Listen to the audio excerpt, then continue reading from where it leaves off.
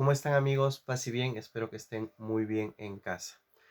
Hoy quiero compartir un tema muy importante y bueno, uno de mis amigos me comentó que hiciera un comentario o un video respecto a un documento que el Papa Francisco realizó llamado Traditios Custodies. Sin temor a equivocarme a la interpretación del término es los custodios de la tradición o el custodio de la tradición. Es un documento que, entre muchas otras cosas, le va a dar esa responsabilidad al obispo de la localidad para aceptar o no realizar o sí realizar el permiso para que un sacerdote o fieles o una parroquia o una comunidad pueda celebrar o pueda realizar y vivir la experiencia de la misa, del rito tradicional, del rito extraordinario, otros lo llaman tridentino. En ese asunto de terminologías no entraré a detalle.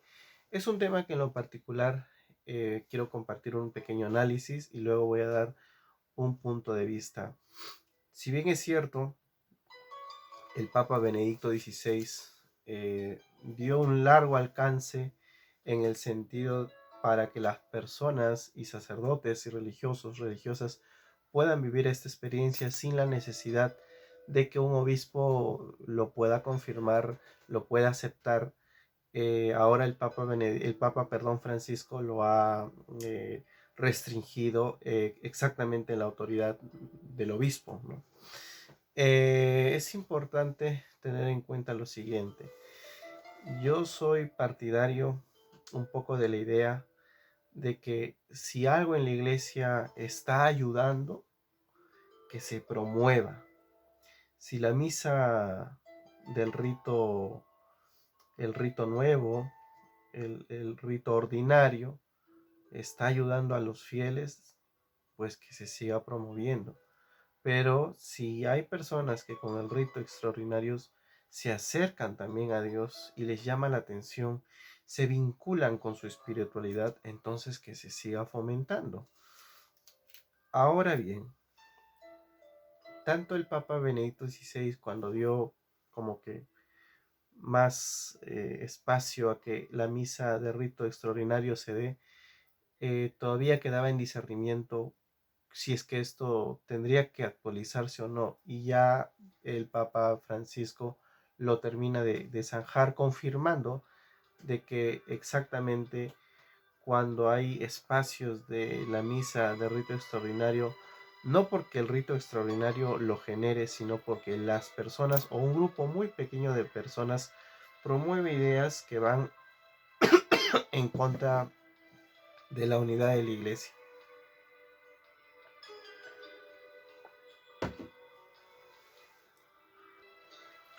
Por lo tanto, aquellos grupos que generan esa división en la iglesia,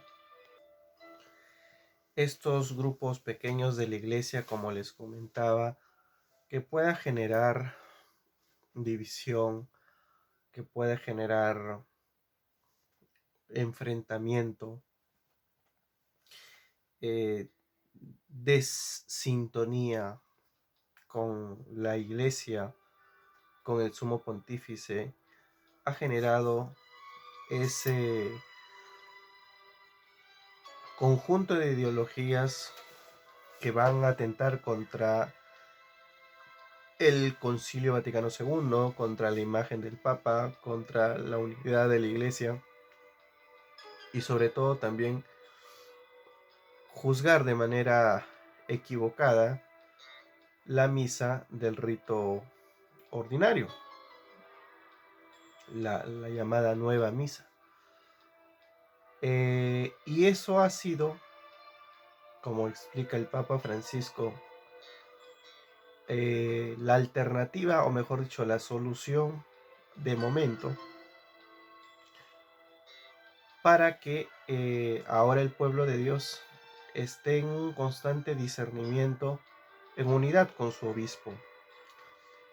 Él ha consultado con todos los obispos para ver si realmente el dar esa cobertura más libre para la participación y celebración de las misas de rito tradicional o extraordinario realmente genera unidad o no.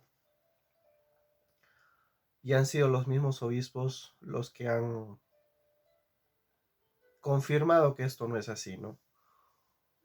Como he dicho, no es de todos, pero sí de grupos muy pequeños. En ese sentido, es importante ahora que las personas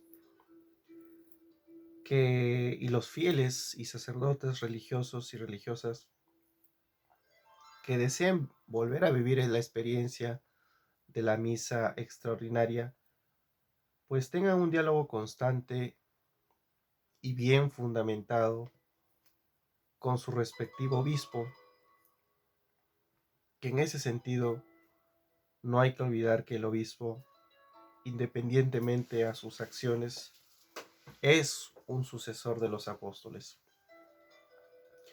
y efectivamente es el custodio de la fe, es el principal responsable de custodiar la fe, la doctrina y la celebración litúrgica. Entonces es importante para todos los fieles estar en sintonía y en unidad en primer lugar con el obispo. Pero como he dicho al principio, yo soy partidario de que lo que es útil se utilice.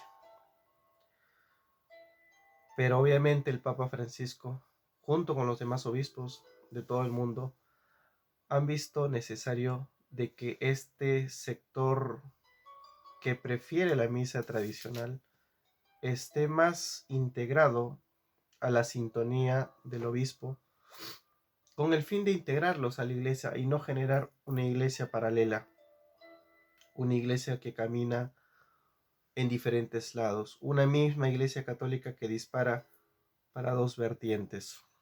No caigamos en ese juego, en esa dicotomía. Ahora bien, quiero acá compartir algo muy importante para empezando el sector más dolido, que es las personas que están más afinidad a este rito extraordinario.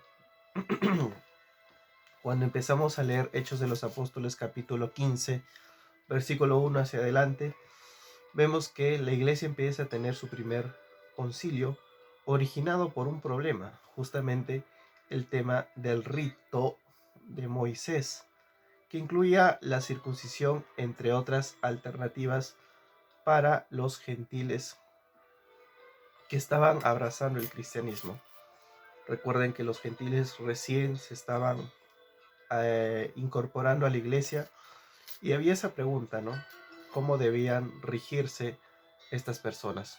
Ahora bien, es importante tener en cuenta que finalmente en todo este debate San Pedro con los demás apóstoles dice: nos ha parecido bien a nosotros no imponerles otras cosas más que ya de las que hemos ya mencionado. Les invito a leer en verdad todo el capítulo, pues es bellísimo, y vean protagonista por protagonista, actor por actor, palabra por palabra, y ver que finalmente el obispo de Roma, mejor dicho, el San Pedro, dice: el Espíritu Santo y a nosotros nos ha parecido bien, etc. Si el Papa Francisco es el sucesor de San Pedro, en lo particular yo creo que él está inspirado por el Espíritu Santo, y como en Hechos de los Apóstoles capítulo 15, donde se abolió completamente el rito de Moisés, la circuncisión, entre otras características de la liturgia judía y del culto judío. De igual manera debemos permitir que el Espíritu Santo vaya hablando a través de la iglesia en la figura del Papa Francisco y los demás obispos. Sin embargo, en esta nueva realidad del Traditios Custodes, Y para lograr ese equilibrio, a mi punto de vista, y ya que el obispo tiene la potestad plena para permitir o no, me parece estratégico de que el obispo eh, intente comunicarse con las personas más tradicionalistas respecto a la liturgia, que les gusta este tipo de misas, y los integre todos juntos y poder él mismo como obispo realizar este tipo de misas junto con ellos, con el fin de poder también conocerlos, con el fin de también confirmar de que realmente el vivir la misa extraordinaria no es signo de cisma, sino que sigue siendo confirmación de unidad. Y estratégicamente sería bueno que el obispo, ya de manera diocesana, en fiestas muy importantes, Corpus Christi, Navidad, el día de Santa María Madre de Dios, incluso el domingo de Pascua, al menos en la catedral, se celebre la misa de rito extraordinario, con el fin de que las personas, que son gran mayoría, desconoce de esta belleza y riqueza histórica cristiana que se desarrolla de la época de los primeros cristianos, porque si tú te das cuenta, los ritos orientales también celebran a espaldas al pueblo. Y todos estos gestos pues van alineándose con lo que es el sacrificio y la introducción de Cristo en el Santo de los Santos, el lugar santísimo donde se realice ese sacrificio como nuevo y eterno sumo sacerdote. Eso es lo que le recomendaría a un obispo. Y respecto a las personas, o mejor dicho, a los sacerdotes que celebran la misa